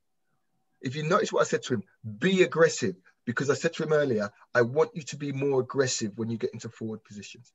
So when he got the chance and I said, be aggressive, he then recognizes the time to be aggressive. And then he tried it and he scores. So now he's thinking, oh, actually, that's where I'm aggressive. So I only used that because I thought instead of showing you something, say, for example, from an England training camp or from a professional player, when we work with players, these are players who are grassroots players who are trying to get into the professional game. How do we work with them? What are the things, how do we set up our practices and our sessions to enable them to become better players? And what kind of things can we do? Do we know what we're going after? Now, I knew what I was going after, but I knew that I had to do something to the defending players to make it difficult for the attacking players to cause a problem. Yep. So that's my presentation. Dion, I'm going to hand back to you. So thank you very much, Pete. What I'd like to ask, this question will be for, and I'm glad to have Carlos and Leonson on the call. I'm going to start with you first, Leonson.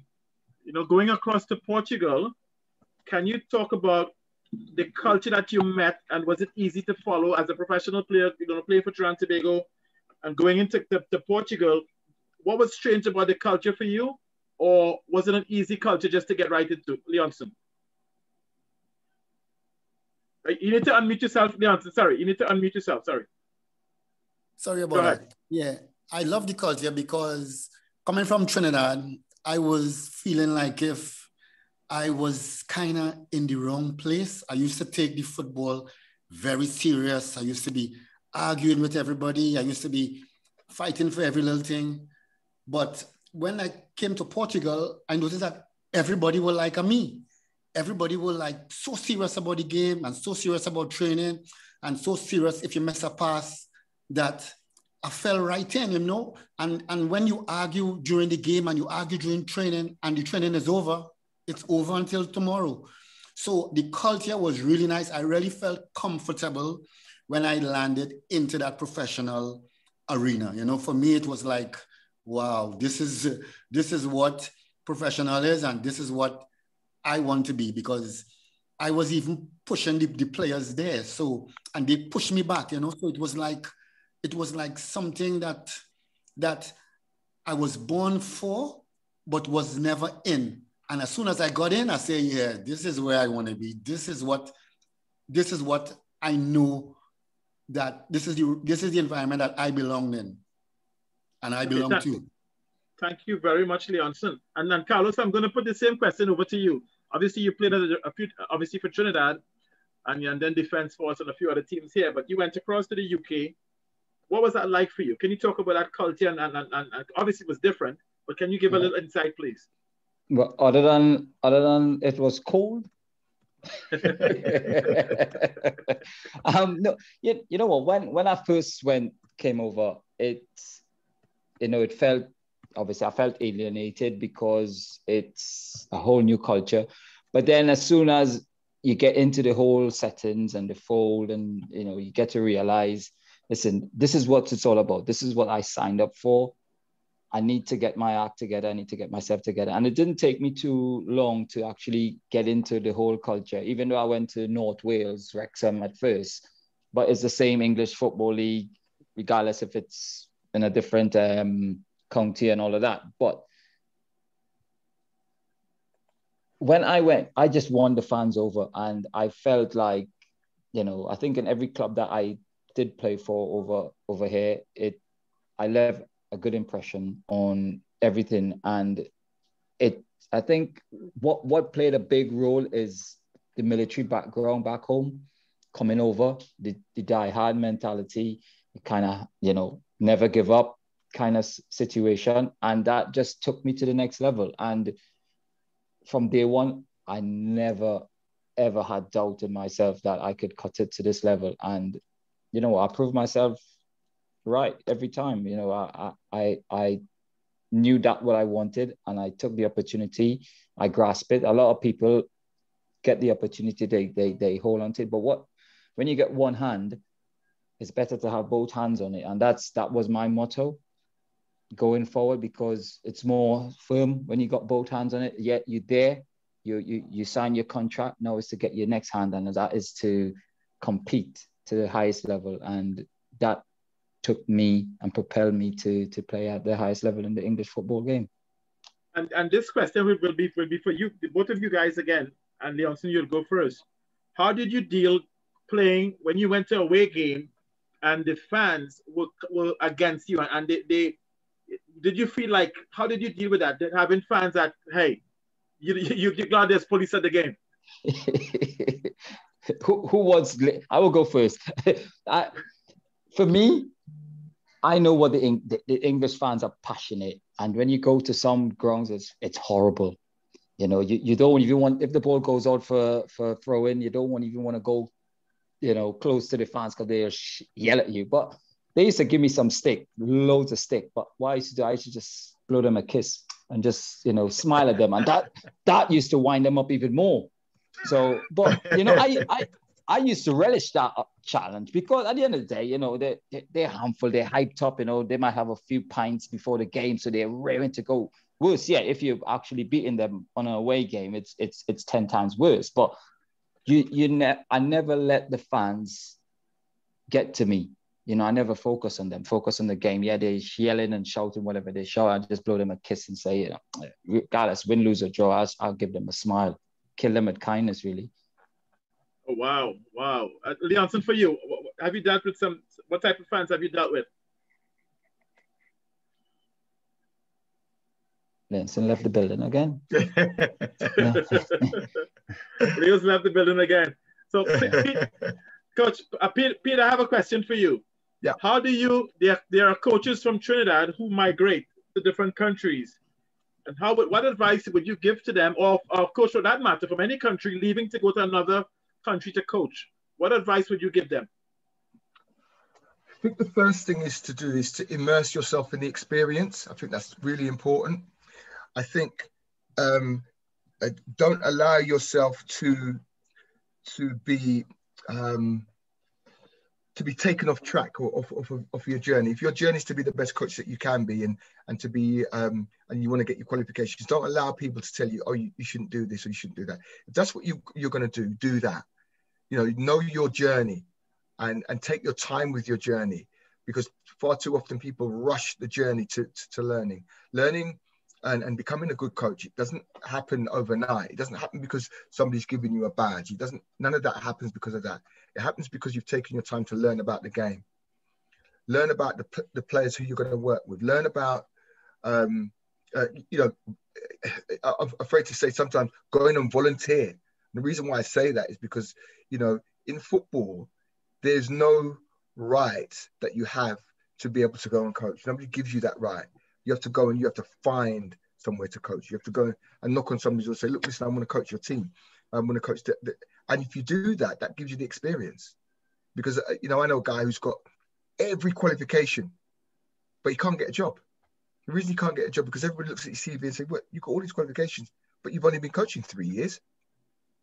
So there's nothing that builds that up. So getting that knowledge and building yourself up, having that base, that body of work, that's the thing that I say to any coach. And you can get that body of work anywhere. You can start off in Trinidad and then maybe go to some of the other islands and then go maybe to America or then to Europe or whatever. But build up your body of work. That's what I would say. Oh, that's a brilliant answer. And another question for Carlos would be, Carlos, and you don't have to necessarily call names, but, you know, have you gone into, like, especially in the dressing room, when you felt that the coach was coming down too hard on you specifically, or it was just another day in the park? How did you deal with that? Because I'm sure you'd have met many different coaches. Yeah, there's a few coaches that had a pop at me, and you know,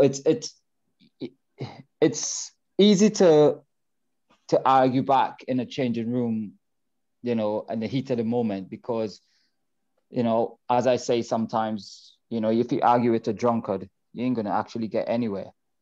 So if you argue back with that coach or trying to justify something, you're not going to just sit there sometimes.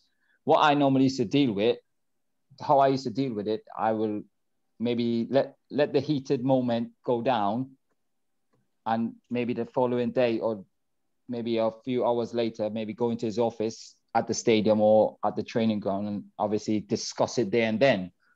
But I'm not going to just, I never just sat around for any coaches to actually, you know, abuse me in terms of, you know, there's a few coaches that say I had to defend a lot of guys because there's a few coaches that, managers that said a few things to players where they didn't have two legs to stand on. And, you know, at some point I had to say something, but saying that, the gun might have turned on me. So I used to deal with it maybe the following day or maybe just after, you know, when things a bit calmed down a bit.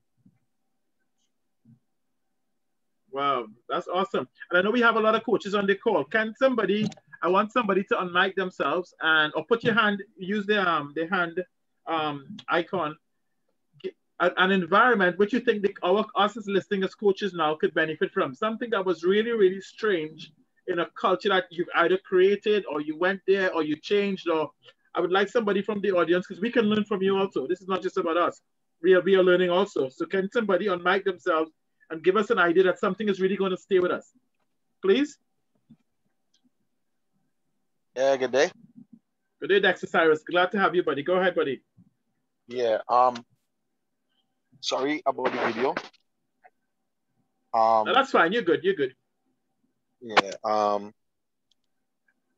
My experience, the first when I landed in Portugal, there are things that people can tell you, and it's a whole different ball game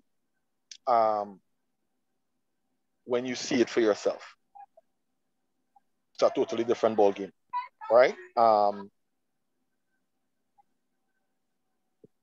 The thing that stuck with me the most, what I want to explain to our coaches, so that we could more or less kind of create a parallel or a measuring stick, is I never knew kids in academy training from Monday to Saturday.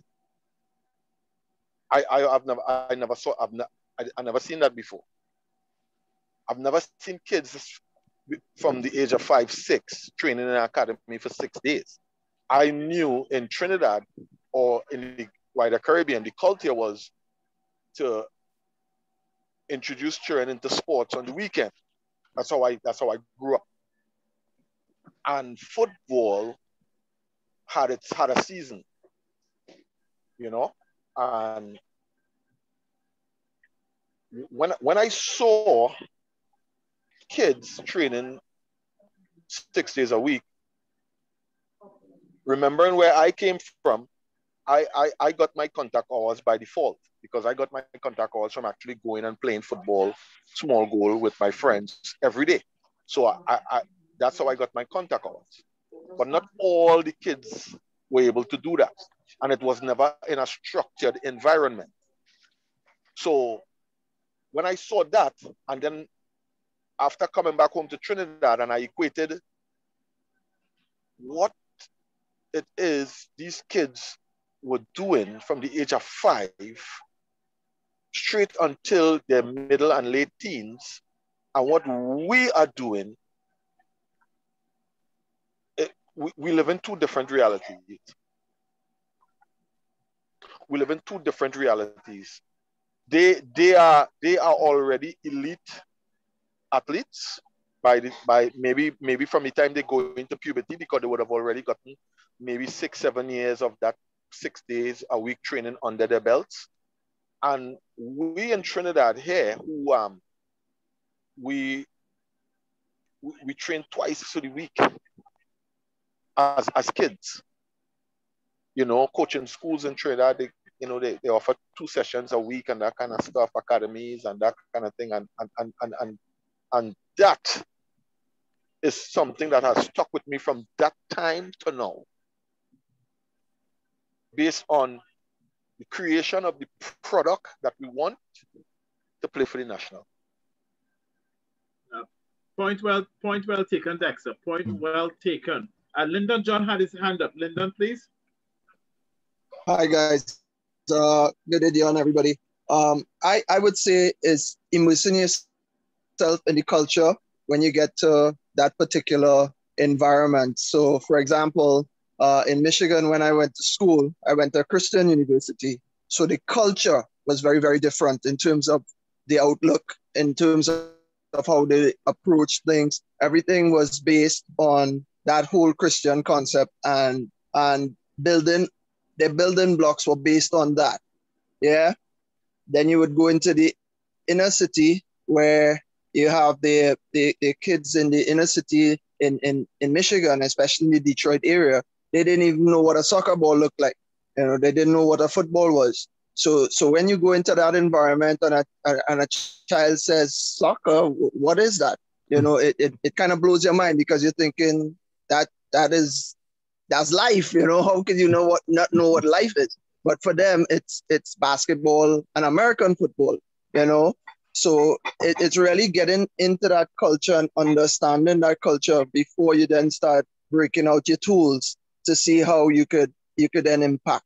You know. So I think that was the biggest one for me. And every place that you go, I mean, you could be in the same state, even when in the same county, right? But it's different because each town or each place that you go would have its own nuances, its own way of doing things. In England, you might have, you know, Lutherans on one side, you might have Catholics on the other side, and it's split by a road, you know what I mean?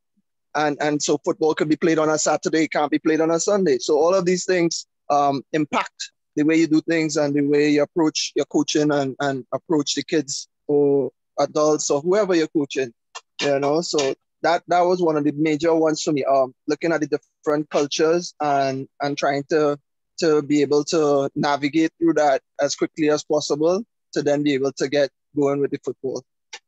Okay, thank you very much. We have some coaches on the call from Tobago. Can one of you coaches tell us what you think from where you sit? Is Trinidad a different culture where football is concerned or sport is concerned, or is it the same compared to Tobago? And for those of you who are from abroad, it's a twin island nation. It's two islands, right, with the same government. So anybody from Tobago would like to share, please, what, you know, do they see a difference in culture?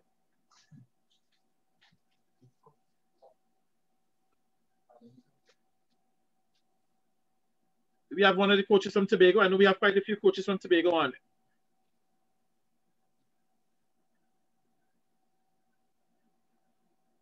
Yeah, Dion. Yeah, just hold the mic closer to you because we're not hearing you. You hear me now? Yeah, just keep it. Speak a little louder. Go ahead. Yeah. It is different in Tobago from in Trinidad. We are one island, one nation, but we are different. Say for a few clubs or culture of training and such like that is different. And of course, we look to Trinidad in some instances, but quite often when we look, what we're looking for, we're not finding.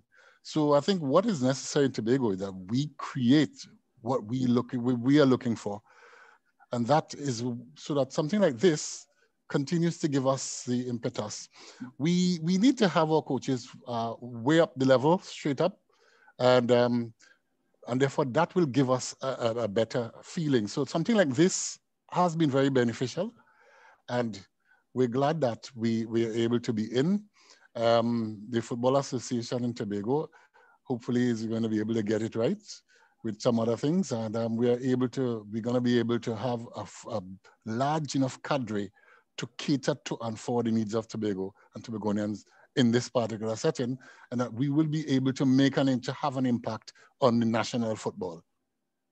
Well said, Coach Ronald. And I want to go overseas a little bit. We have Sean Hearn from Canada, who's joined us. Sean, you left Trinidad many, many years ago, and you played, I believe you played with St. Anthony's College. Can you talk a little bit, Sean, about the culture that you found in Canada compared to Trinidad and Tobago? Sean put something in the chat that he had to leave to go to a coaching session. So he's No no problem. longer on.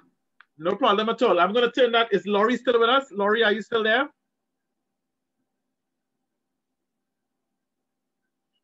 Laurie from Pennsylvania. Laurie, are you still there? Okay, and then so I'm going to ask: is Clint from Canada? Clint from Canada. Clint, are you there? Yes, Dion, I'm here. Can you share a little bit about the culture? What do you think is a difference in the culture in Canada? It's a very interesting question. Good afternoon, everyone. My name is Clint. Well, because I'm a born Canadian from Trinidad parents, so I was able to see both sides of the ocean and play kind of on both sides as well. What I did notice, and I don't really want to offend anyone, but I just have to say it as I saw it, is that when I play growing up here, club level or whatnot, there was more of a structure per se, more discipline. When I played in Trinidad, the talent level was superb, but the mentality was a little bit more, if I could, for lack of a better expression, a little bit more lackadaisical. The approach was a little bit more laid back. And I would come back home to Canada, and the talent, to be honest, was not like what I saw in Trinidad, but the focus was a bit higher. And that was the main difference. Those were the main differences that I saw between the two nations. Was the talent on one side was superb, but the focus on the other side was a little bit different. So that was just my personal outlook. And that's what I said, and that would align with what Cyrus said a little while ago in terms of the kids practicing much more compared to we practice a little bit less here. All right, and Coach Pete, can you give us some closing remarks with regards to culture, please?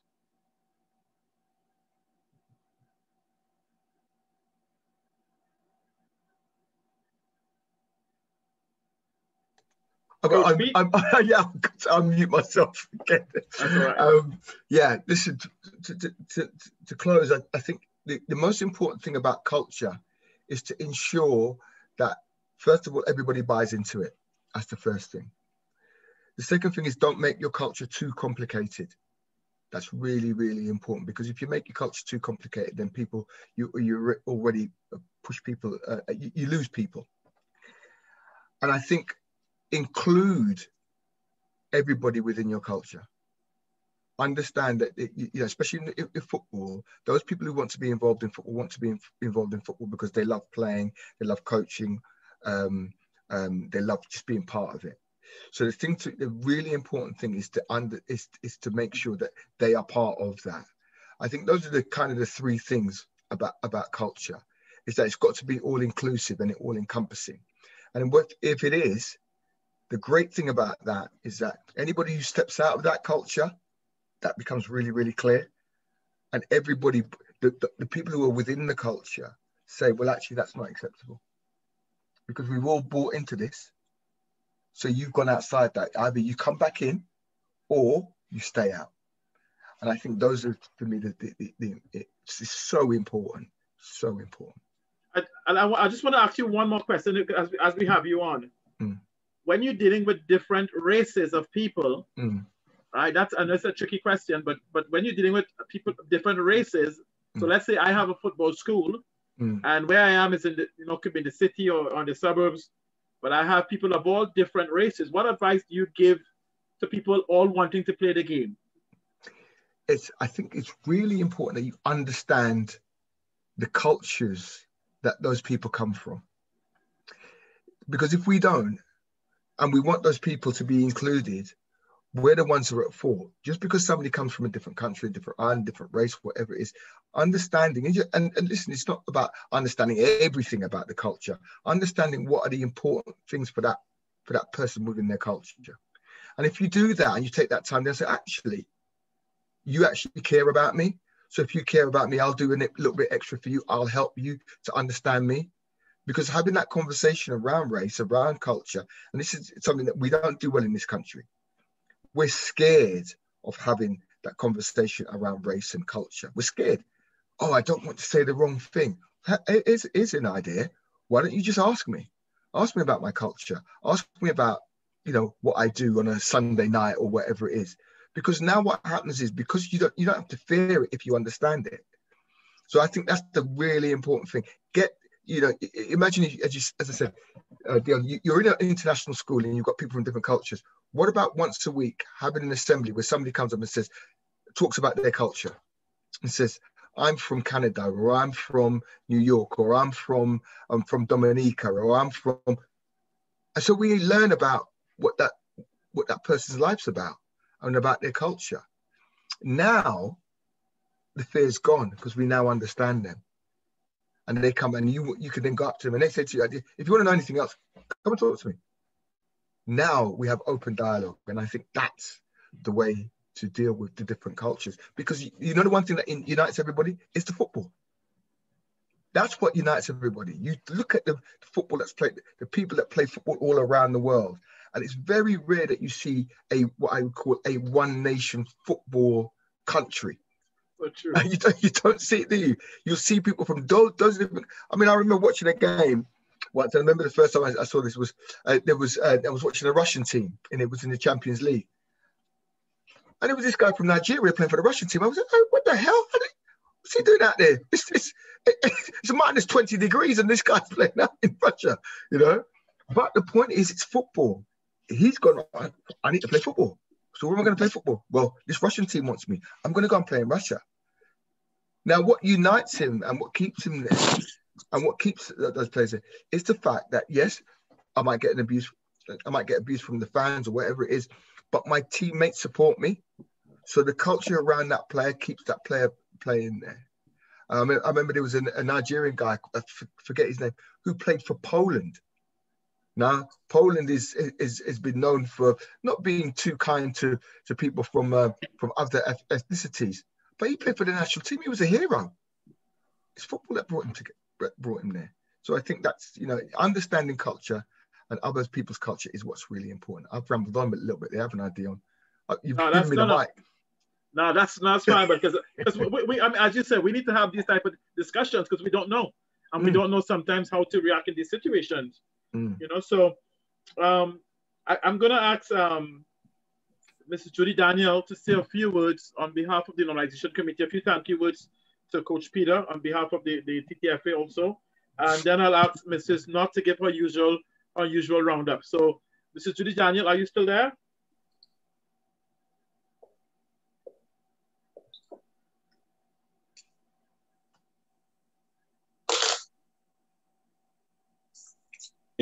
Dion, it looks like Judy is gone. So let me take the opportunity then to thank Coach Pete, to thank Carlos, to thank all those who participated today for your wonderful contributions. The insight, Pete, that you shared with the team, I think the team of coaches on the call, us all actually, tremendously beneficial. Dion, keep up this great work. Let's bring our coaches together in a culture of sharing. That's the culture we want to create. So let's start with us.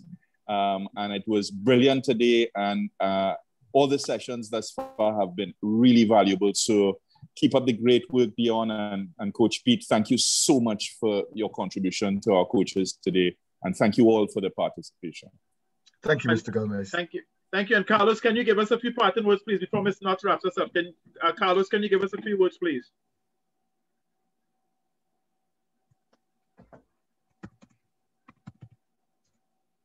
Yeah, you're muted, Carlos. Carlos, unmute. Yeah, you're unmuted, sorry. I'm going on. Dion, first and foremost, thank you for having me. All the rest of coaches, I wish you all the best going forward. I hope whatever Pete had to say to us today, that not just for myself, but for everyone, we take take it with a pinch of salt and try to be better, whatever we do and whatever we strive to become. Pete, brilliant once more.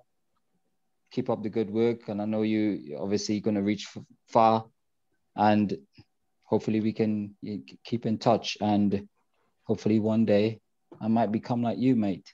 But, but once again, thanks everyone for participating, and let's take it to the next level.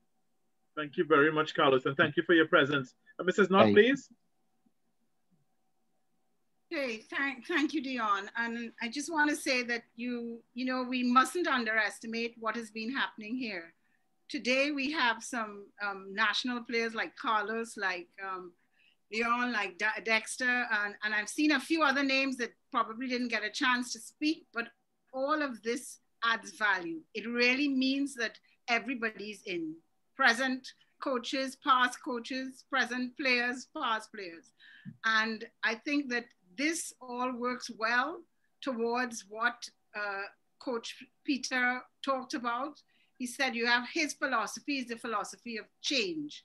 And I think now if go beyond your own clubs and start to think Trinidad and Tobago.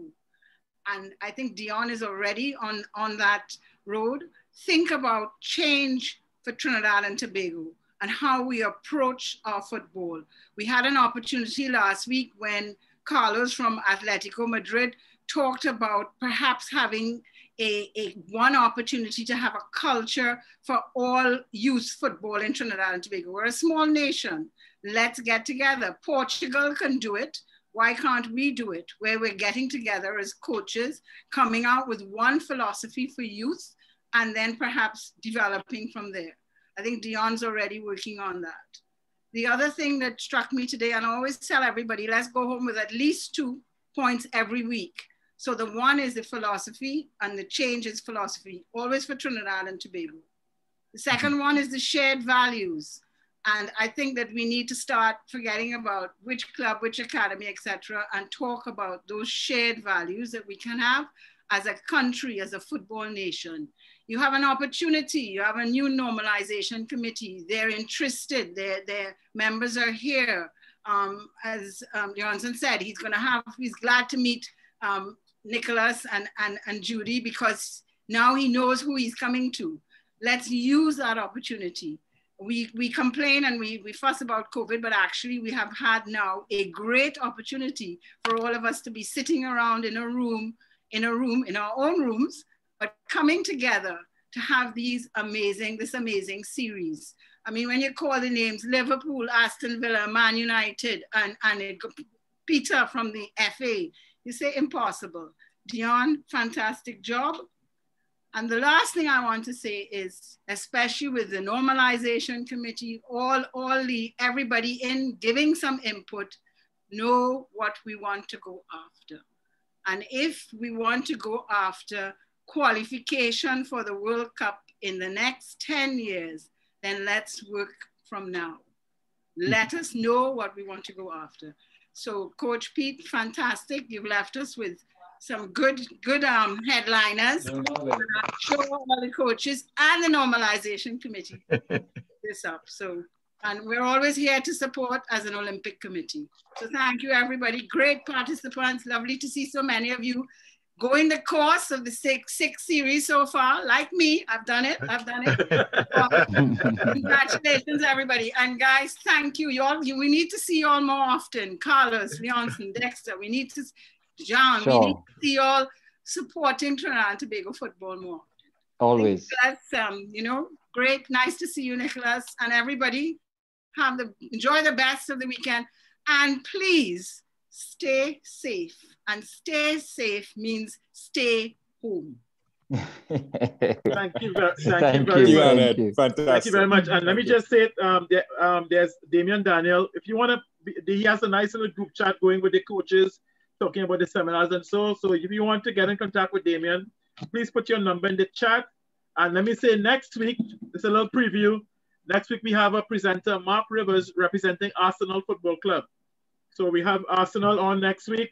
And we're just letting you guys know that this is going to go on for a while. And I will give you guys a little more of a preview today I contacted the agent for John Barnes, and John Barnes has agreed to also do one of the seminars with us. So we are blessed. This is all God's doing. I'm taking no credit. This is all God's doing. Let us keep going from, as Ms. Knott said very brilliantly, let us keep going from strength to strength. Everybody, and you guys have a blessed and safe afternoon. Thank you very much. Thank Dion, you. you want to take a break while I go to the Olympics, huh? You can't, do this. Okay, all right. All right. Bye. Bye, all. Bye. Bye. Take care, everyone. Take care, Dion, I'll be in touch. I'll be in touch next week, Dion. Yeah. Yeah, buddy, for sure. Okay. Yeah, Pete, keep in touch, mate. I will. I'll send you my number. I'll send you my number. Let's get together. All right, top man. Nice one, Carlos. Bye, everyone. Thank you. Thank you. Okay. Bye-bye.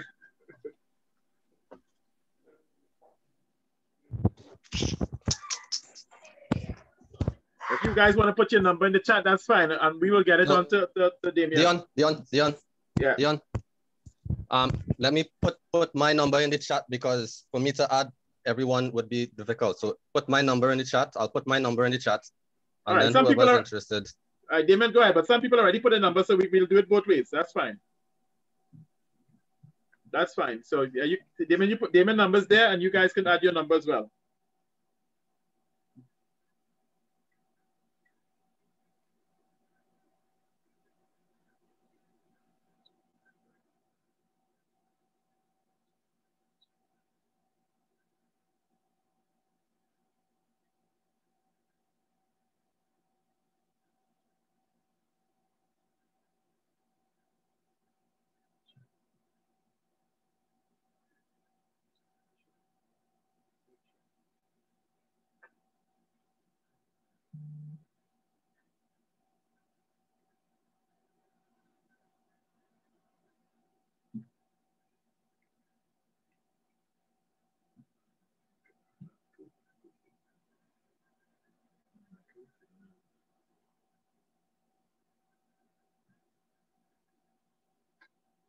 You know what stuck out for me was, if you have to shout, you should only be able to you only need to do it once. That's a big one.